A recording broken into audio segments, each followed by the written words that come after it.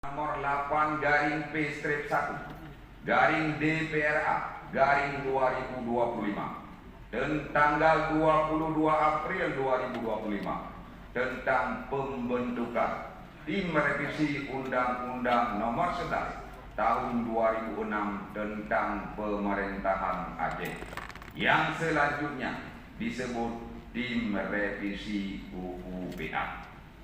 Tim revisi UPA telah melakukan pembahasan secara intensif mulai tanggal 22 April 2025 sampai dengan tanggal 17 Mei tahun 2025.